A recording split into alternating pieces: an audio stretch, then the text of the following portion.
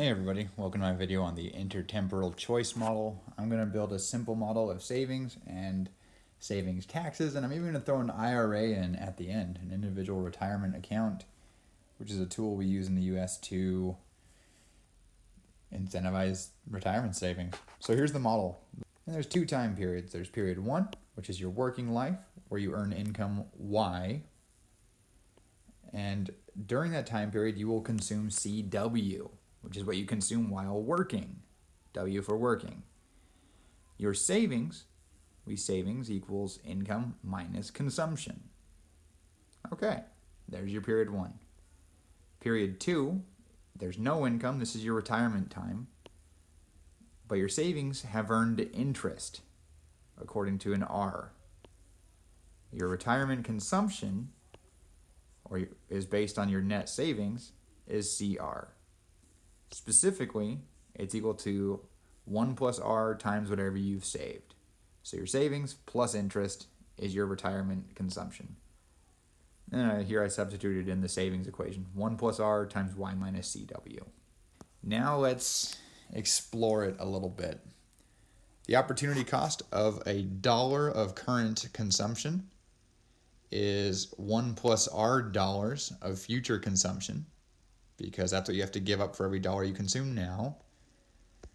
If we were to draw a budget constraint between time periods, if we wanted to do that, I would start by at the end points probably. I'd say if you consumed everything today and left nothing for tomorrow, you could consume Y dollars today. If you consumed nothing today and everything tomorrow, you'd get 1 plus R times Y dollars of income tomorrow. And the budget constraint connects all the combinations of those 2 points. And then let's just throw some indifference curves on here. If your utility function gives an indifference curve like this, then A represents your optimal combination of current and future consumption. There's current consumption there, future consumption there. Now what do we know based on this picture? Let's start at this current working. I know that we've saved Y minus C1W. That's that gap. The gap between them is how much we've saved. Based on that, I know how much retirement saving I have. It's 1 plus R times that gap. Not retirement saving, retirement consumption. I know that the slope of the budget constraint is negative 1 plus R. And I've built my graph. Okay, now let's mess with it.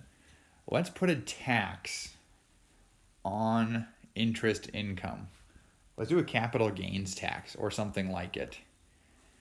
We're going to call it a tau. I don't know why we always use Greek letters, but whatever. We're only going to keep 1 minus tau of the interest. Tau is a number between 0 and 1. So now let's add a tax on our savings. We're going to call it a capital gains tax, but I suppose you could phrase it in some other way maybe. It's a tax on the interest you earn. Now I'm going to call it the variable tau, which represents a portion of your interest earnings you're allowed that get taken from you. Now when we do this, it changes our consumption. Our retirement consumption is still 1 plus R times S, only now the R is being reduced to 1 minus tau times R, which means there's a lower opportunity cost for current consumption because you don't get as much interest. So every dollar you consume today isn't giving up quite as much as what it would have tomorrow, what you would have had before. So how do we model this? Well, that reduces the amount of future consumption that's possible. Instead of 1 plus R times Y being possible, now it's 1 plus R times 1 minus tau times Y. And so that pivots our budget constraint inwards, which by the way also means it has a new slope, but it just means that we can't consume as much overall. Now, one thing we could ask is, where do we end up? Do we save more or less because of this? Well, that really just depends. So there's a substitution effect, which is that this tax makes retirement consumption more expensive because it's harder to save. And that means you'll substitute towards the cheaper good, which is current consumption. if we were to reduce the retirement tax, then, the savings tax, then the substitution effect would push us the other way. It can go both ways. It just always is us substituting towards the cheaper thing. There's an income effect, which is that we have a reduced value of lifetime income now, which means we're going to decrease our current consumption. And so what happens to our actual consumption depends on these effects, which is bigger. Substitution effect makes you want to consume more today. Income effects makes you want to consume less today. So here's our graph again, and let's draw out where the substitution effect is bigger than the income effect. That would probably bring us to having more current consumption and less savings. So we'd wind up at this higher consumption and lower savings, which puts us at this point B. So maybe it looks something like this. There's our new consumption for the future. This entirely depends on the shape of your utility function and the shape of your indifference curves. But if the substitution effect is bigger, you'll see something like this. Now, on the other hand, we could have the substitution effect being smaller than the income effect, which would mean we have less current consumption and more savings. So something like this. Less consumption, more savings, and then we'd wind up at some C like this. Now, how do you know which one you're going to end up at? It really just depends on your math. This video doesn't have any math. The class I'm teaching this for, we're not actually solving for it. In the book I'm using, it doesn't actually say which is the answer. It just says these are both possibilities, and it just depends. Now, if you had a specific utility function, you could show it one way or the other. So, let's now complicate it a little bit. We've got a tax on our interest. Let's do a tax subsidy. Now, this is going to seem counterproductive because why not just reduce the tax rate? I'll get there. I'm doing this to get ready for our individual retirement account, okay? But rho is going to be our subsidy on retirement savings. It's a tax break, so to speak, and it reduces the impact of tau. So here's our budget constraint with a tax. And there we are at point A, consuming and whatever, blah, blah, blah. And here we are with a rho, or a tax cut, a reduction of our tax burden. Adding in the rho makes the effect of the tax smaller, so we can consume more in the future than we would now. Now, based on this, are we going to end up being here, or are we going to end up being here? Well, again, that's just going to depend on our substitution and income effects. The tax subsidy rho makes retirement consumption cheaper, which means there's a substitution effect, which is that we want more retirement consumption and less working consumption. There's an income effect, which means we have more total value of our lifetime income, which means we want more current consumption, and these two effects are competing. We'll go to point B if the substitution effect is bigger than the income effect, and we'll go to point C if the substitution effect is less than the income effect. It just depends. Now, let's complicate this. What if the tax subsidy has a limit?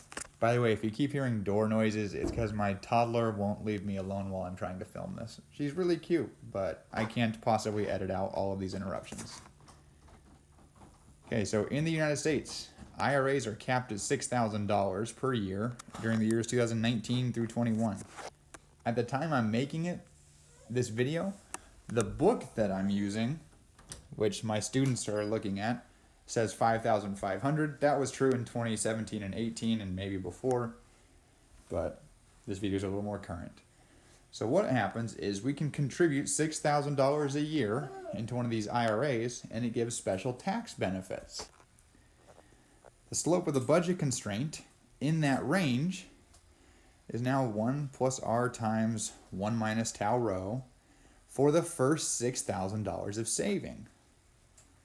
And then it just goes back to normal without the rho for any additional saving. Okay, so our slope changes. We get the tax subsidy for $6,000 of savings. We do not get it for the rest of our savings.